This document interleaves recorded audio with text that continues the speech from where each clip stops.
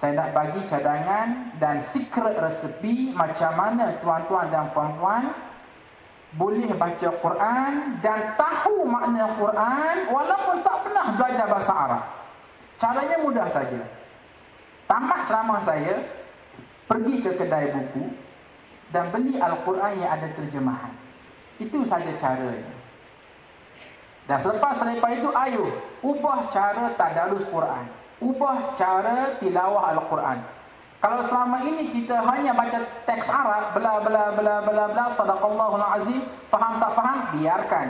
Ayo ubah dalam bentuk baca satu ayat, tengok makna. Baca 2-3 ayat, tengok makna. Baca satu surah, tengok makna. Hatta mungkin baca satu juzuk, tengok makna.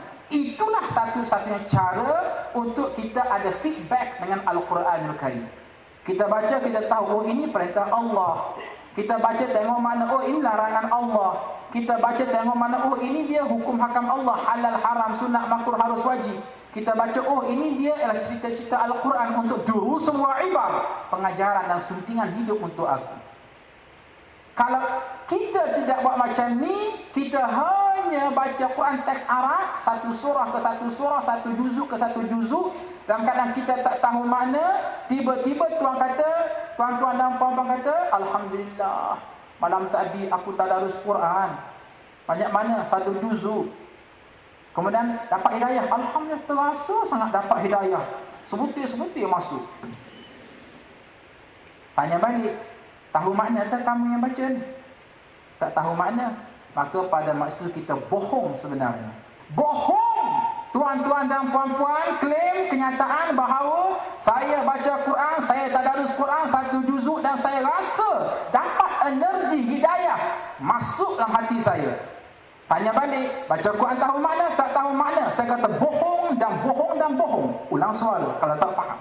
Saya sebut di sini dengan penuh tawaduk dan penuh bertanggungjawab. Sesiapa yang baca Quran satu surah ke satu juzuk, tapi malangnya dalam keadaan tak tahu makna, tiba-tiba sadaqallahul azim, dia kata alhamdulillah dapat hidayah aku hari ni. Baca Quran satu juzuk, curi bahu dia, akak faham makna ke? Tak tahu. Maka sebenarnya kita baca Quran tak dapat hidayah. Cuma kita takut nak menimbulkan persoalan. Kenapa ya? Orang kata baca Quran dapat hidayah, orang kata baca Quran dapat petunjuk. Tapi aku ni baca Quran, tadarus Quran satu surah, satu juzuk, macam biasa je. Tak ada apa-apa improvement yang kita boleh capai. Di mana silap dia? Apakah hati kita terlampau keras untuk hidayah Al-Quran tembus? Ataupun konten Al-Quran tak cukup wibawa untuk tepuk hati kita? Kalla wa kalla. Kedua-duanya tidak. Hati kita bukan keras sangat. Al-Quran sudah mencukup wibawa. Mistaknya ialah cara metodologi baca Al-Quran tidak betul. Mana mungkin kita boleh ambil maklumat Al-Quran kalau kita tidak tahu makna Al-Quran? Daripada situ kita tidak akan tahu apa perintah Allah, apa larangan Allah. Saya buktikan secara saintifik atas apa yang saya sebut. Contoh, katakanlah tuan-tuan dan puan-puan membaca surah Al-Ma'un. Ini ialah juzuk ke-30. Surah yang ke-108 kata silap saya. Sengaja saya ambil ayat ini, displaykan kepada tuan-tuan dan puan-puan sebab semua kita baca dah hafaz. Bismillahirrahmanirrahim. Ara'aita alladhi yukadzibu bid-din, fadhalika alladhi yad'ul yatim wa la yahuddu 'ala ta'amil miskin. Sadaqallahul azim. Cukup 3 ayat saja. Okey, tuan-tuan dan puan-puan, sila angkat tangan. Berapa orang di kalangan anda yang tahu makna 3 ayat ini? Saya fikir mungkin secara jujurnya tak akan ada sampai 20 tangan boleh angkat kan? Jadi for example-nya, kalaulah kita baca surah Al-Ma'un, bahkan hafaz surah Al-Ma'un, tilawah surah Al-Ma'un, tadarus surah Al-Ma'un, daripada ayat pertama katakanlah sampai kepada ayat terakhir, sadaqallahul azim, terasa ataupun tidak dalam keadaan tuan-tuan dan puan-puan tidak tahu makna, maka jujurnya, apakah tuan-tuan dan puan-puan terasa dapat hidayah? Alhamdulillah, aku dah baca surah Al-Ma'un, bukan sekadar baca, hafaz, lancar fasahahnya. Itu rasa sedikit-sedikit hidayah surah Al-Ma'un datang kepada aku. Dalam keadaan tak tahu makna, terasa ataupun dapat hidayah? Teknologi mudah saja. Kita tak tahu bahasa Mandarin. Tiba-tiba kita pasang TV berita bahasa Mandarin. Mungkin berita yang sampai itu berita sedih, tapi kita tak tahu makna dia. Apakah kita turut sedih? Tak sedih kan? Atau mungkin bahasa ceritanya, penyampai berita itu menceritakan cerita yang lucu. Kawan-kawan kita yang faham bahasa Mandarin pecah perut ketawa. Tapi kita muka sepesing, muka ketat. Kenapa? Kerana kita tidak tahu makna. Hasilnya kita tidak akan ada feedback. Hudan linnasi wa bayyinatin minal huda wal furqan tak akan membekas pada hati kita. Tetapi sangat-sangat berbeza kalaulah kita membaca dalam keadaan tahu makna. Baca satu ayat, tengok makna. Baca 2-3 ayat, tengok makna. Atau mungkin baca satu surah, tengok makna. Contoh, katakanlah kita baca ara'aital ladzi yukadzibu biddin. Kita pun tengok makna di sebelahnya. Tidakkah engkau melihat, wahai Muhammad, mereka yang mendustakan agama? Mereka kata mereka Muslim, mereka kata mereka beriman, tetapi di sisi Allah pelawak hangit orang ini. Siapa gerangannya? Jom tengok pada ayat berikut. Fadzalikal ladzi yad'ul yatim. Tengok makna di sebelahnya. Mereka tak lain tak bukan ialah yang tak peduli kepada anak yatim. Lagi, wala yahuddu ala ta'amil miskin. Tengok makna di sebelahnya, dan ia tidak menggalakkan untuk beri makan kepada fakir miskin, meraihkan mereka, menolong mereka. Cukup dengan 3 ayat, langsung kita analisis. Kita pun sebut astaghfirullahalazim.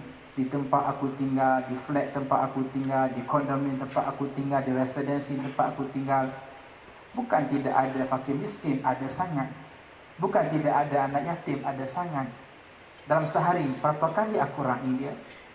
Dalam seminggu, berapa kali aku engage dengan dia? Dalam sebulan, berapa kali aku santuni dia? Tanya khabar, belanja sekolah bagaimana? Bil elektrik, bil air macam mana? Juadah buka puasa bagaimana? Oh, dalam sehari, dalam seminggu dan sebulan, langsung tak pernah tanya khabar. Maka katakan kita tergolong dalam kumpulan yukadzibu biddin, pembohong besar dengan Islam yang kita anut. Dalam matan hadis yang lain, Nabi menyebut wa isalla wa sama wa za'ama annahu muslim. Sekalipun dia berkata saya salat, saya puasa, wa za'ama annahu muslim, dan dia tepuk dada saya muslim, saya muslim, saya muslim, tetapi at the same time kamu adalah pembohong besar. Kita langsung tersentuh, astagfirullahalazim. Keluar daripada dewan ini, terus ada kesedaran nak engage dengan fakir miskin, nak raih anak yatim. Datang daripada mana ya? Datang daripada Al-Quran. Al-Quran mana? Al-Quran yang kita baca. Baca yang bagaimana? Baca yang tahu makna, sehingga adanya tidak balas. Daripada situlah kita bergerak, bantu fakir miskin, bantu anak yatim. Maka daripada situlah berlakunya hudan linnasi wa bayyinatin minal huda al-furqan. KPI tercapai di situ.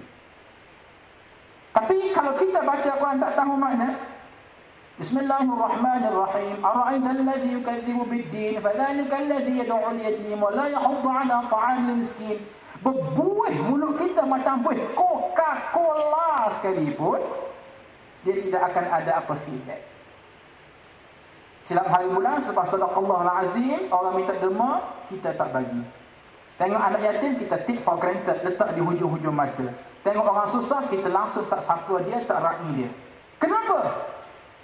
Tidakkah Al-Quran yang kita baca seharusnya hudan linnasi wa bayyinatin minal huda wal furqan, memberi petunjuk? Memang begitu. Tapi oleh kerana ada kemalangan kecil ketika kita bertilawah Al-Quran tak tahu makna.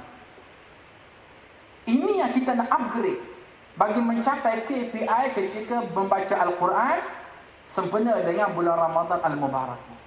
Tuan-tuan dan puan-puan sekalian, sebagai contoh yang paling mudah, mari kita ambil satu benchmark. Al-Quranul Karim telah berjaya meletakkan sahabat-sahabat Nabi berada pada status quo radhiyallahu anhum wa radu an dzalika liman khasya rabbah. Sedangkan sahabat-sahabat Nabi ni, tuan-tuan dan puan-puan, kalau kita lihat biodata mereka, kebanyakan mereka ni asal jahiliah, tak beriman, kafir mereka ni. Sebagai contoh, Umar Al-Khattab, sebelum dia Islam, dia adalah seorang tokoh kufar di Mekah. Kufar, pekat, likat, bejat, kelabu asap. Apa jenayah yang Umar tak buat, semua Umar buat. Menyembah berhala, buat. Buat berhala tak di Kaabah, buat. Minum arak, buat. Bahkan Umar juga terlibat dengan wa'dul banas, menanam anak perempuan hidup-hidup. Astaghfirullahalazim. Bagi tebal karat jahiliah ada pada Umar. Tetapi hujung jatuhnya Umar peluk Islam. Apa silsilah Umar peluk Islam? Puncanya apa ya? Ya, dengar Quran yang adik dia baca. 30 juzuk ke? Tak. 1 juzuk pernah pun tidak. Hanya 8 ayat daripada surah Taha. Taha ma anzalna 'alaika al-Qur'ana litashqa illa tadhkiratan liman yakhsha tanzilan mimman khalaqas samawati wal-'ula sehingga akhir ayat. 8 ayat sahaja. Tetapi walaupun 8 ayat, Umar dengar Al-Quran yang dibaca dalam keadaan tahu makna. Umar tahu apa kehendak Taha, apa larangan Taha, apa falsafah hidup yang ada pada Taha, apa yang perlu dia lakukan daripada surah Taha. Langsung berkejar mencari Nabi dan langsung memeluk Islam. Bukan sekadar memeluk Islam, bahkan menjadi yang terbaik antara yang terbaik. Sehingga Nabi SAW memuji Umar Al-Khattab, "Idza salaka Umar fajjan, salaka syaitan fajjan min ghairi fajjin." Umar ini Nabi kata bila dia berjalan ikut satu lorong, babak laun syaitan tak akan ikut lorong tu. Kenapa? Aura iman yang ada pada Umar begitu hebat. Tak macam kita. Di mana kita lalu, di situlah syaitan lalu. Itu standard kita kan. Jadi apakah yang membezakan Umar baca Quran dengan kita baca Quran? Umar baca Quran tahu makna, sehingga akan boleh tembus hati perut Umar yang kafir jahiliah convert kepada Islam. Apakah hati kita lebih keras daripada hati Umar? Keras-keras hati kita Muslim. Kita lahir sebagai produk Muslim, ibu Muslim, ayah Muslim, lahir ke muka bumi, nampak ini surah, ini masjid, ini kait lekuk, ini sejadah. Umar produk jahiliah. Tetapi bagaimana Al-Quran boleh cairkan dia? Al-Quran boleh cairkan Umar Al-Khattab.